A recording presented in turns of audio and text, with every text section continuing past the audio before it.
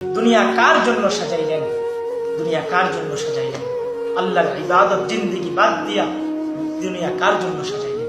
এই গ্রামবাসী ধোঁকা, আত্মীয় স্বজন সব ধোঁকা, পরিবারের মানুষ সব ধোঁকা। সেদিন সবাই রাত্রে খানা খাইব আপনার দাফন করে, সবাই খানা খাইব, খানা বন্ধ নাই, একটা দিনও খানা বন্ধ নাই। দুপুরবেলা আপনার ছেলেরে দেখলাম, এবার ছেলেরে দেখলাম সারাটা দুপুর চিৎকার করছে আর কান্না করছে, অথচ সেই দিন রাত্রেই অন্যের ঘরের থেকে মাছ তরকারি দিয়া গেছে, গুস্ত তরকারি দিয়া গেছে, এবার রাতের বেলা ভাত খায়।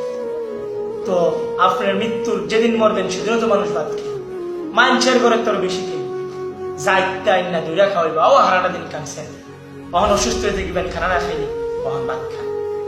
লাশ সামনে, আজকে জানাজা, লাশ সামনে, লাশের সামনে রাইকা জিগায় খানাটা কোন দিন কইলে ভালো ছিল?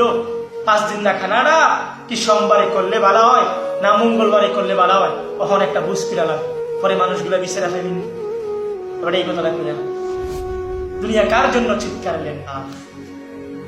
60-70 বছর ধরে আল্লাহর জিন্দিগি আপনাকে দিল, আপনি আল্লাহর নাফরমানিতে জিন্দিগি কাটাই দিলেন। বাপ, সেদিন বুঝবেন, একদিন বুঝবেন দুনিয়ার কি দাম ছিল, একটা সেজদার দাম কেমন ছিল আপনি সেদিন বুঝবেন। একটা নেকির কি দাম আপনি সেদিন বুঝবেন, একটা সেজদার দাম আপনি সেদিন বুঝবেন, আল্লাহ ওয়ালাদের দাম আপনি সেদিন বুঝবেন, নাফরমানের কি যন্ত্রণা, যেই কষ্ট আপনি সেদিন বুঝবেন, যেদিন আপনার মৃত্যু হবে। সেদিন বুঝেও লাভ নাই বাপ, হায় হায় পার্টির মতো আপনি হায় হায় করতেই থাকেন। দুনিয়ায় কাটাইবেন 70-80 বছর, কবর পার করতে হবে 40,000 বছর। দুনিয়ায় পার করবেন 70-60-70 বছর, কিন্তু আপনার হাসরের ময়দানে একটা দিন হবে 50,000 বছরের সমান। আপনাকে সেদিন চিৎকার চেঁচামেচি করতে হবে।